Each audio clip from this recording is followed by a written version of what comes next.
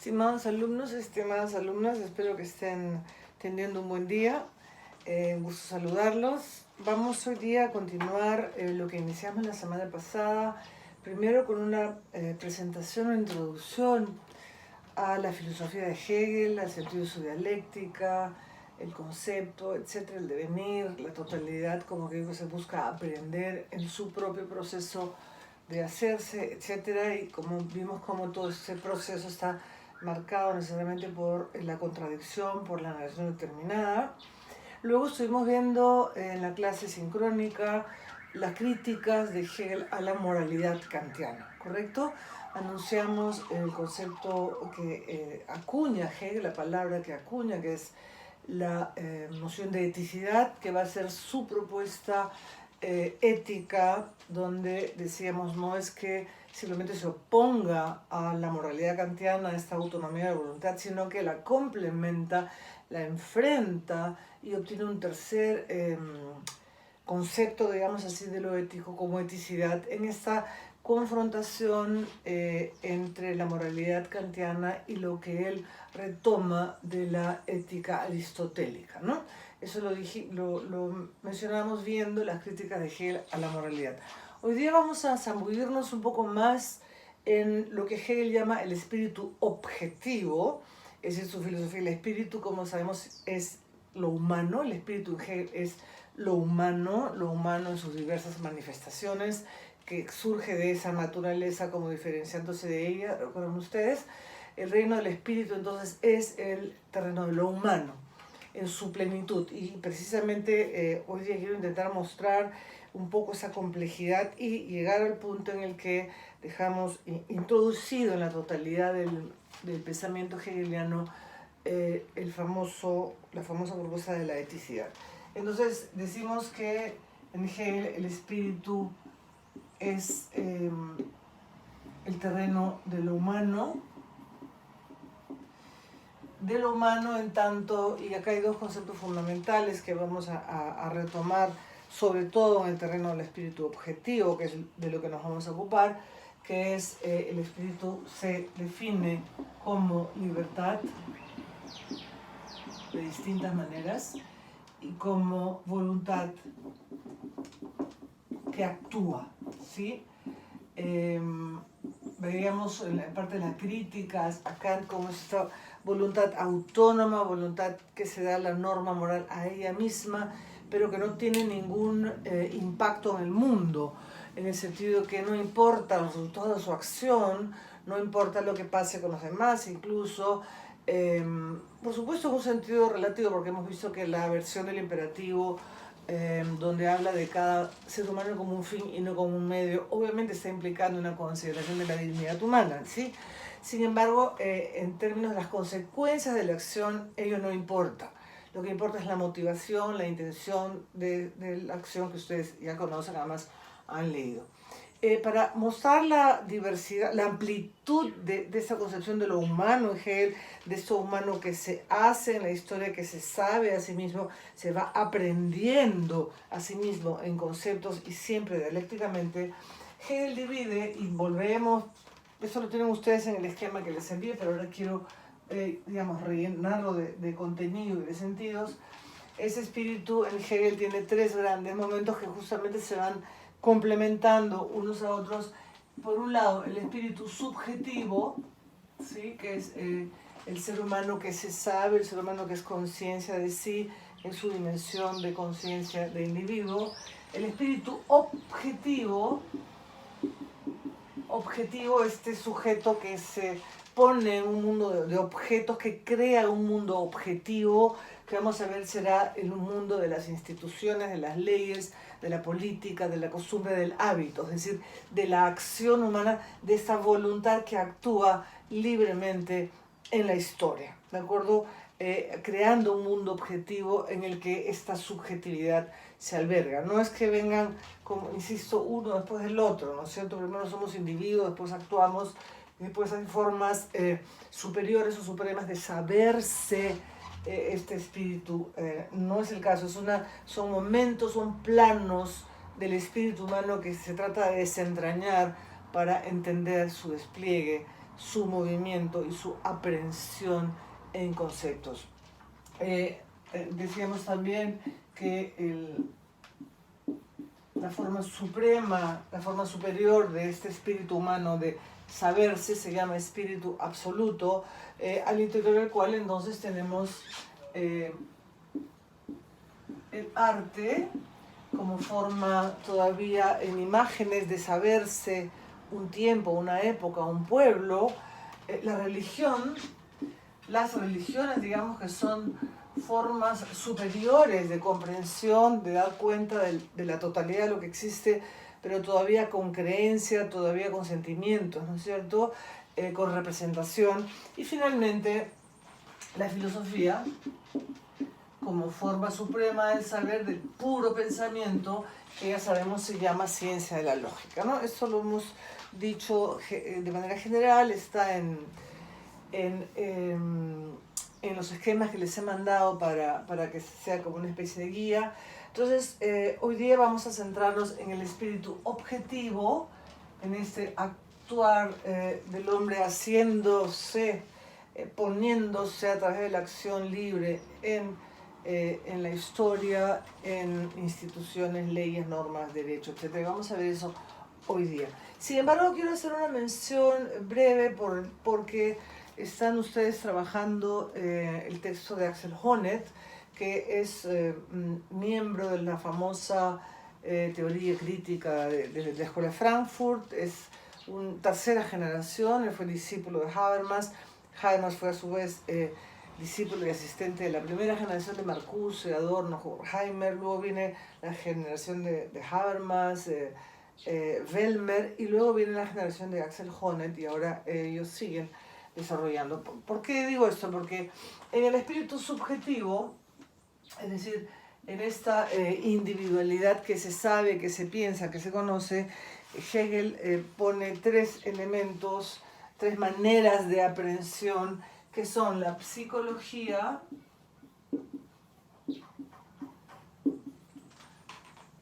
la fenomenología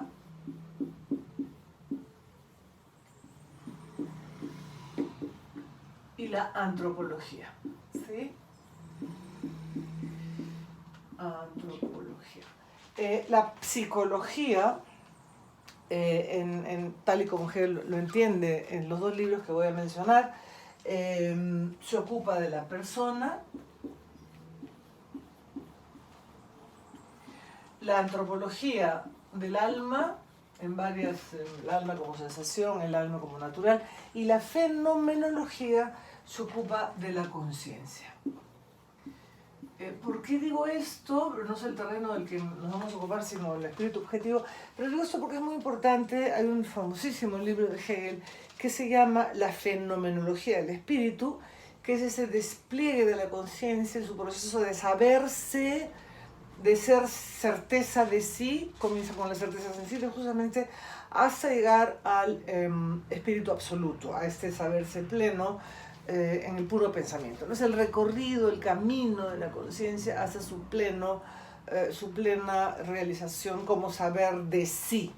En esta fenomenología del espíritu hay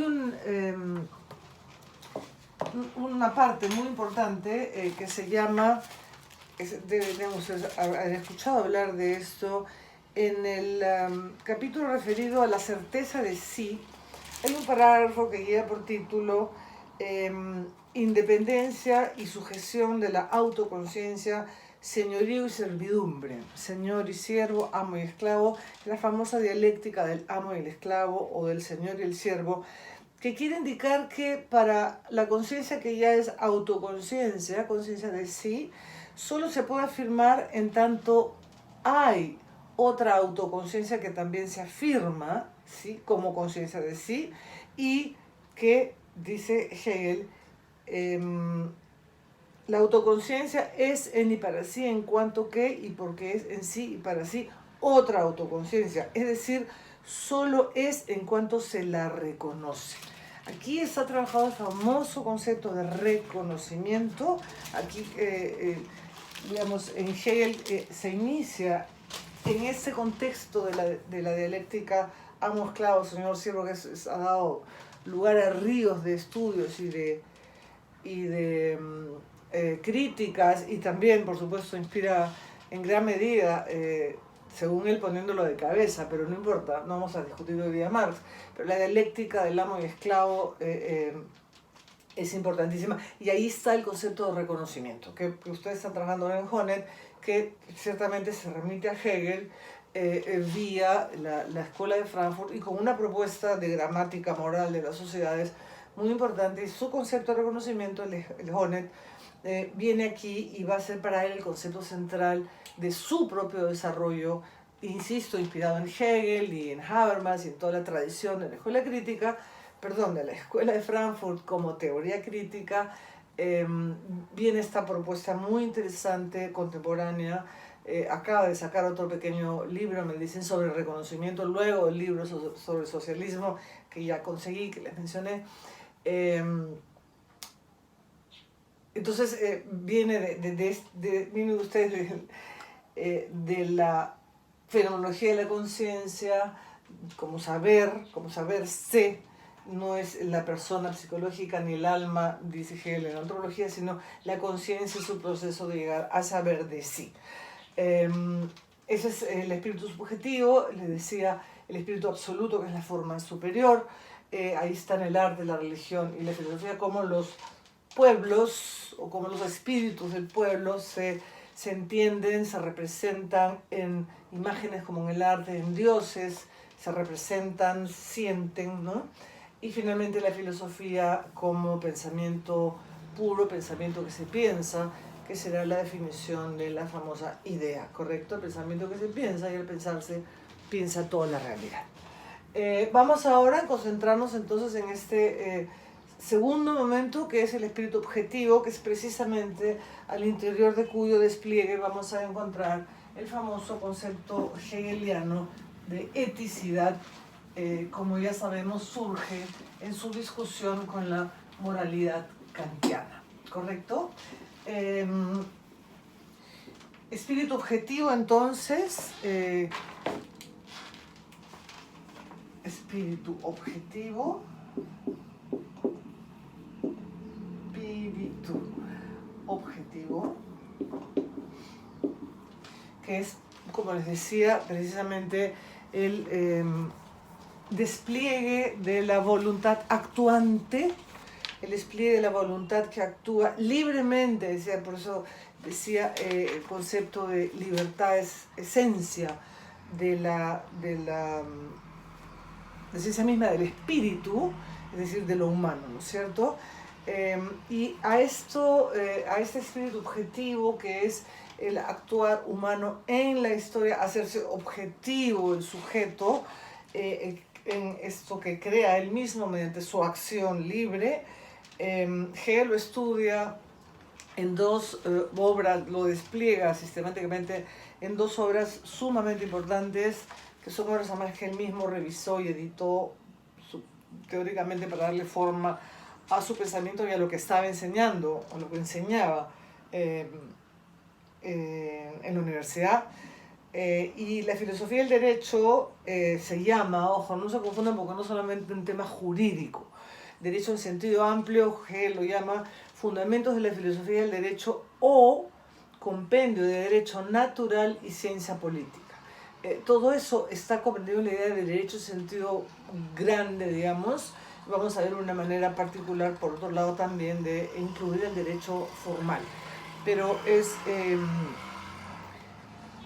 la libertad humana, entonces, y su realización en el mundo histórico, ¿no? Estamos moviéndonos ya en una acción que se hace mundo, que se hace fenoménica, que tiene productos, entre comillas, que son las propias instituciones, y eso es lo interesante, en las que el espíritu mismo se va haciendo quien es.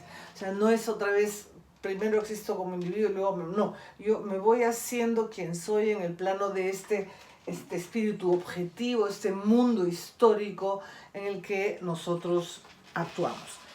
Conceptos esenciales, entonces, al espíritu objetivo, la idea del mundo, la idea de lo fenoménico, la idea de aquello producido por una voluntad que actúa, ¿no? La acción de la voluntad, y es entonces como espíritu objetivo la articulación del concepto de libertad que tomamos de la modernidad. Recuerden ustedes lo importante que es para Hegel la idea moderna de libertad y autonomía de la razón, pero esto, articular el concepto de libertad con instituciones históricas de índole jurídico y de índole político, incluso veremos también de índole más inmediato como la familia, ¿no?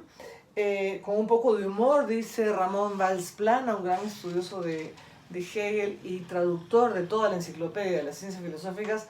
Perdón, eso me olvidé decirles. El otro libro en el cual se presenta el despliegue del espíritu como uno de los momentos del sistema es la enciclopedia de las ciencias filosóficas en compendio. En compendio, esa sería la traducción castellana, ¿no? Entonces tenemos la filosofía del derecho y la enciclopedia. En la enciclopedia sí está todo el sistema, la lógica, la naturaleza y el espíritu. En la filosofía del derecho estamos entonces en el terreno del espíritu objetivo, de crear instituciones histórico, político, éticas, etc., ¿no? Valls-Plana dice, lo cito con un poco de humor, puede uno decir que Kant tiene el mérito, por cierto, de haber inventado la moral pura, pero el intento se le quedó enseguida muerto en las manos porque el formalismo de esa moral la hace estéril. Entonces, no es una moral que genere deberes, ¿no es cierto? No es una moral que genere relaciones institucionales con otros, no es una moral que genere precisamente lo que Hegel llamará eticidad. Entonces, miremos un poquito de cerca las diversas configuraciones de ese espíritu objetivo y dejemos abierto para la sesión de esta semana para desarrollar más plenamente el concepto de eticidad, ¿correcto? El espíritu, el actuar humano, voluntario y libre en la historia tiene a su vez tres distintos planos de desarrollo, que son, en primer lugar, el derecho abstracto, el derecho abstracto como derecho formal. Por eso decía que cuando hablamos de filosofía del derecho es mucho más amplio que esto, que lo solamente formal o jurídico.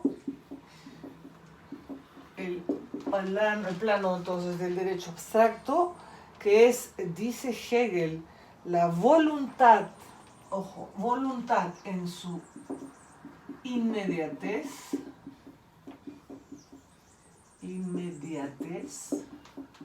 voluntad en su inmediatez, es decir, como persona, ¿sí? Como persona que es predeterminaciones de este derecho formal o abstracto, que es la propiedad. La persona como persona inmediata tiene cosas, tiene posesiones, tiene un lugar en el mundo y esa cosa es mía, digamos, ¿no? Propiedad. ¿Se dan cuenta? Es instalarnos de frente en una objetividad existente.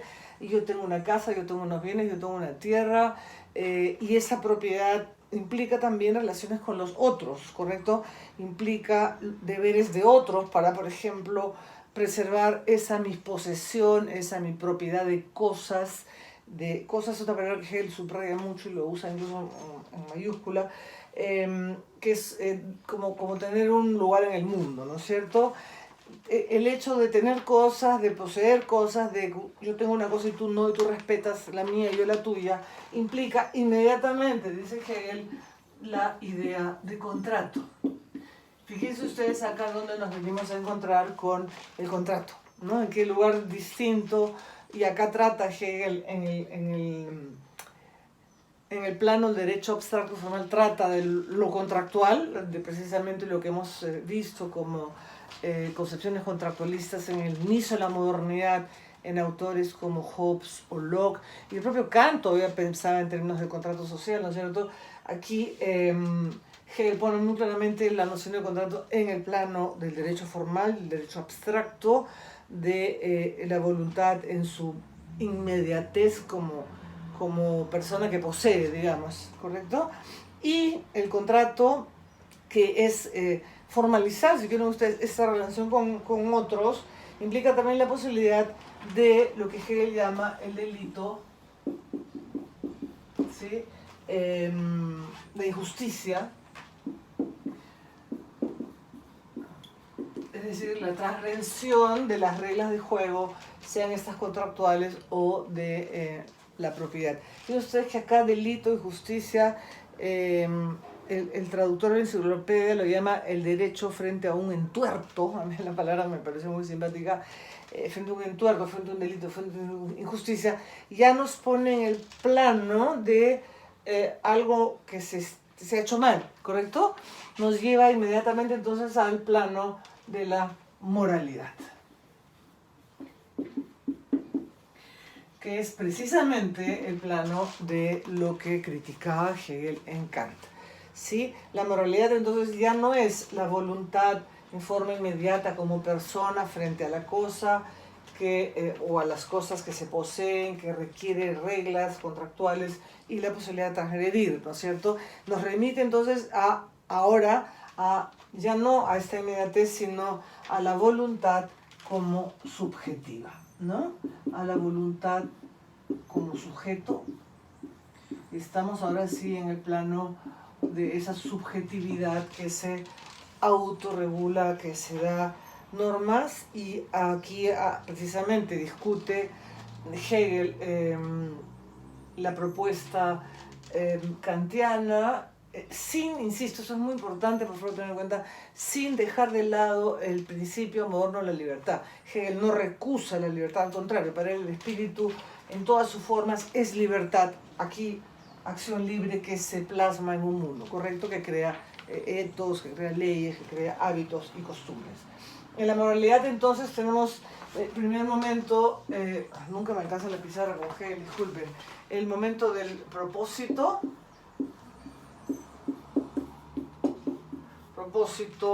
o intención, o el bien y la conciencia, perdón, el bien y la conciencia, dice Hegel, propósito todavía como distinguía Kant. Tenemos la intención, ¿sí? Y ahí está ciertamente la discusión con Kant, intención y bienestar, dice Hegel. Y la tercera manifestación de la moralidad es lo bueno y lo malo. Todo esto entonces, y lo malo, todo esto remitido a esta voluntad que actúa como sujeto que reflexiona, como subjetividad que se piensa, y es, dice Hegel, la libertad de la Europa, de Europa moderna en la que él está y en la que él se ha formado, digamos así, ¿no? Y viene dentro de este terreno del espíritu objetivo para dar cuenta de todo aquello que ni el derecho abstracto en su formalidad, ni la moralidad en este sujeto que se vuelve sobre sí mismo y encuentra ahí sus propósitos, la intención de su actuar, en fin, todo lo que hemos visto en la moralidad de Kant, en este surgimiento de la autonomía subjetiva. Hegel dirá precisamente, todo esto se realiza en un mundo existente, todo esto se realiza en un mundo objetivo, histórico, que así como se da un derecho, se da principios morales, también se da un mundo de sustantivos, si quieren ustedes, donde todo esto se despliega, y ese será el tercer momento, el de la eticidad.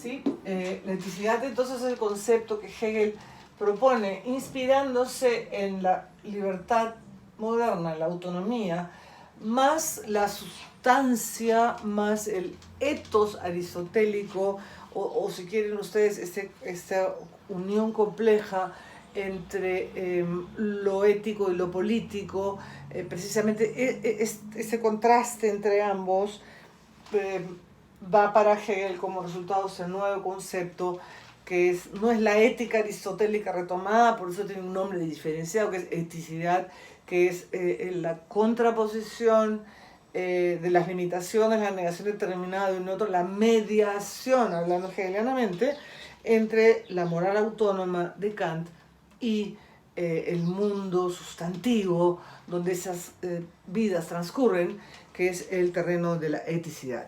Aquí entonces, acá teníamos la voluntad que actúa en su inmediatez, en la formalidad. Acá teníamos la voluntad actuando libremente como sujeto. En la eticidad tenemos ahora sí la voluntad como sustancia, como sustancial y universal, ¿no?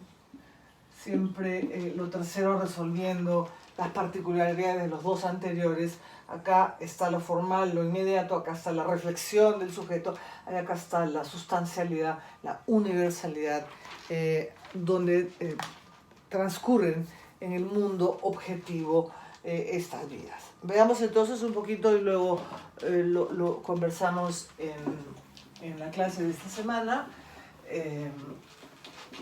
El concepto de eticidad, a su vez, obviamente, es enormemente complejo porque está ahí, reside ahí, digamos, el gran aporte hegeliano, uno de los grandes aportes hegelianos, perdón, no él, sino uno. La eticidad, entonces, decíamos, es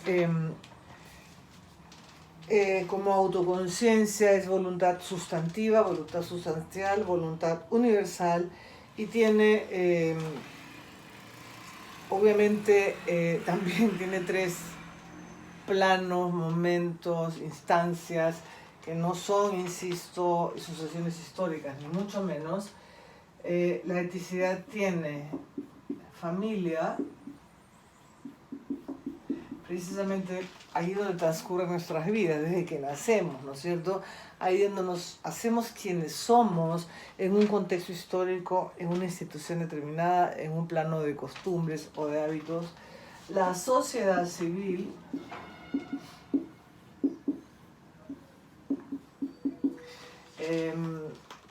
concepto que va a ser muy importante para entender en su momento el modo como Marx entiende la sociedad y el Estado. La eticidad entonces es estas formas de vida colectivas, formas de vida institucionalizadas, sociedad civil que está vinculado precisamente al ámbito del mercado, de la diferencia. En uno de los, me parece que en uno de los láminas había una referencia a la familia como ámbito del altruismo. Vamos a hacer la ecuación, ¿ya? Altruismo particular,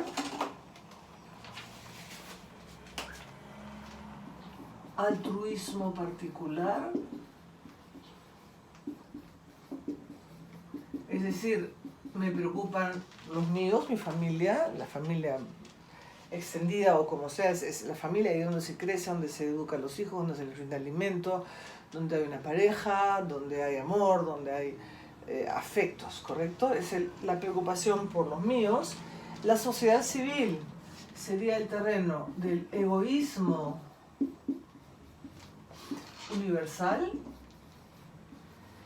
donde cada quien persigue sus propios fines. Piensen ustedes que es el concepto que de alguna manera recoge el tema del mercado, ¿no es cierto?, de la economía, de la competencia.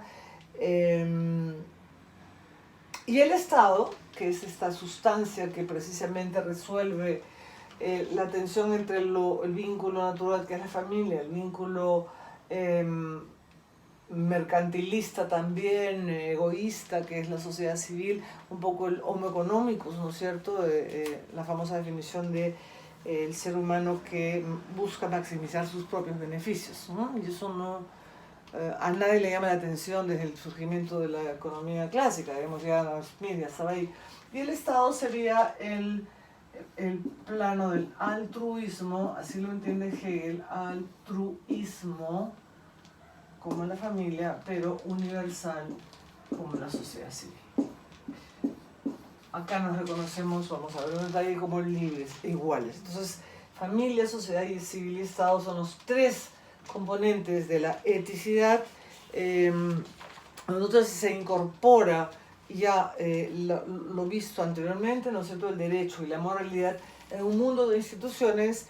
En lo personal, entonces, es la institución familiar, la familia. En la vida social, las actividades regulares, económicas y asociativas para beneficios particulares. Y finalmente, la política y las formas de participación ciudadana en el Estado, entendido como espacio de libres e iguales. El Estado, dice Hegel, es la condición misma de la conciencia de la libertad. Es decir, esos individuos de los que hablamos, o esa autonomía de la moral, se da solo dentro de este contexto o de estos contextos institucionales en los que nuestras vidas transcurren. La eticidad, entonces, como familia o como miembros de familia, estamos hablando en términos de la singularidad, ¿no? Dice Hegel, de un querer singular, querer en el sentido de voluntad, que actúa, no de querer, de amar solamente, ¿no? Porque la familia, sí, dice Hegel, que hay amor. Aquí estamos en lo particular,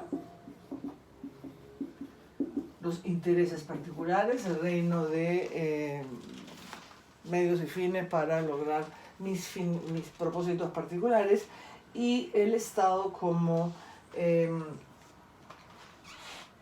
universalidad sustancial, ¿no?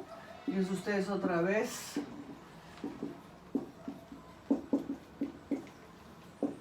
las diferencias, lo singular, lo particular y la universalidad en el Estado, que es veamos, el espacio de la realización, de la participación ciudadana. Y vamos a ver cómo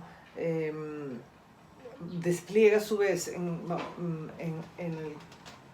el contexto este de eticidad los rasgos particulares que Hegel adjudicará a cada una de estas instancias de vida. Entonces, ¿de qué se trata el espíritu objetivo? Precisamente de aprender, de tomar en cuenta que esos individuos de los que hablábamos en instancias precedentes, o espíritu subjetivo, ese despliegue de la vida humana, ¿sí?, requiere necesariamente de estos contextos, de esas instituciones, de etos, de hábitos, de costumbres, de normas.